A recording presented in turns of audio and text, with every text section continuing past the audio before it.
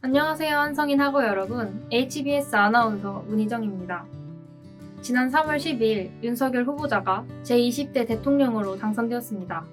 그런데 여러분, 윤석열 당선인의 공약들 제대로 알고 계신가요? 공약집만 무려 340페이지에 달하고 찾아보자니 어려운 글이 수백 개. 당장 나와 관련된 공약들부터 알면 좋겠는데 일일이 찾아봐야 하는 걸까요? 그래서 준비했습니다. 윤석열 당선인의 공약들 중 우리에게 와닿을 공약들만 쏙 골라 정리했으니 여러분 시청만 하세요. 첫 번째 공약입니다. 현재 신분 당선 연장 사업은 신사역에서 용산까지로 연장을 계획 중인데요.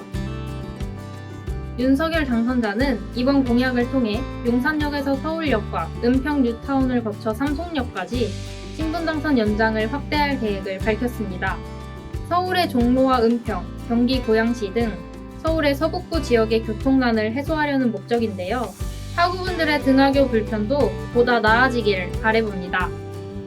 또 교통과 관련된 공약입니다. 여러분, 지하철에도 정기권 제도가 있다는 것 알고 계셨나요? 각 역의 역무원실 또는 안내소에서 정기권 카드를 구매한 뒤 키오스크에서 충전해 사용하실 수 있습니다.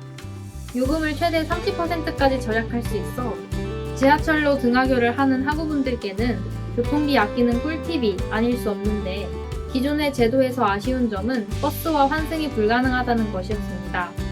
이 부분을 보완해 지하철 정기권을 버스 환승에서도 사용 가능하도록 하겠다는 것이 윤석열 당선자의 공약입니다. 다음으로는 부동산 및 금융과 관련된 공약들 알아보겠습니다. 얼마 전 큰 인기를 끌었던 청년희망적금, 많은 분들이 신청하셨을 거라 생각되는데요. 윤 당선인은 청년희망적금 확대, 그리고 청년도약계좌를 도입하겠다는 공약을 세웠습니다. 여기서 청년도약계좌란 근로 및 사업소득이 있는 19세에서 34세 청년을 대상으로 하는 금융지원 정책으로 10년 만기 1억 원 마련을 목표하고 있습니다. 자세한 사항은 자료를 통해 살펴보시길 바랍니다. 취업 후 상한 대출 제도를 기존과 같은 대학생뿐 아니라 소득 8분 이하의 취준생까지 혜택 적용하겠다는 공약과 인생 첫 집을 살 때 저리 주택담보대출과 전세대출을 확대하겠다는 공약도 약속했습니다. 다음으로는 윤석열 당선인의 주목받았던 공약 중 하나인데요. 청년 원가주택 30만호를 공급하겠다는 공약을 내세웠습니다.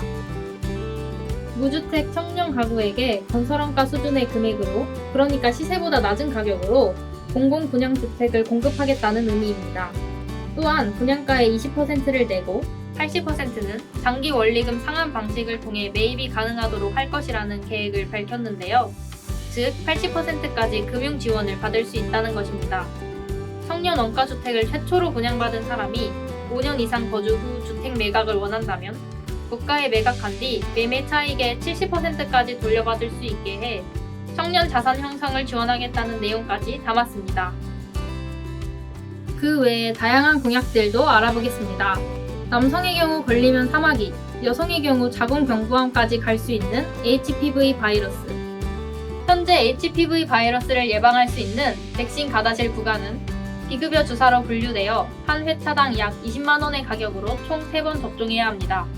부담스러운 비용 때문에 HPV 바이러스 예방이 어려운 점으로 인해 윤 당선인은 가다실 구가 접종 시 보험 혜택을 일괄 적용시킬 것을 약속했습니다.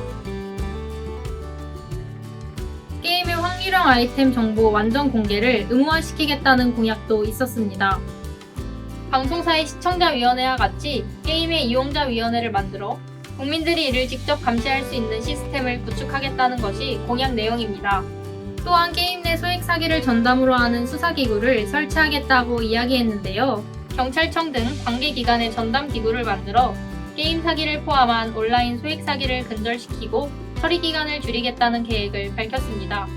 다음으로 병사 공급을 월 200만원으로 공급 체계를 전면 조정하겠다는 공약을 밝혔습니다.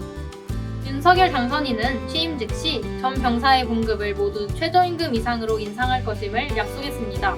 준비한 내용 중 마지막 공약입니다.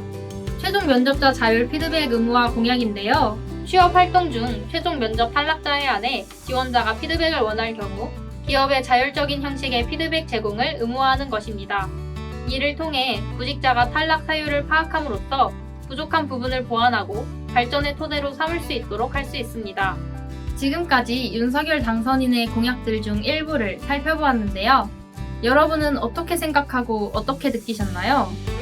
인터넷에 윤석열 공약 익히를 검색해 더 많은 공약들을 확인하실 수 있고 공약에 댓글을 달아 여러분의 의견을 밝힐 수도 있습니다. 청년들을 위한 정책들이 더 만들어지고 발전해 나가기를 기대하면서 윤석열 당선인의 공약 이행을 함께 지켜보도록 하자고요. 우리가 앞으로 살아갈 더 살기 좋은 미래를 위해 지금까지 HBS였습니다.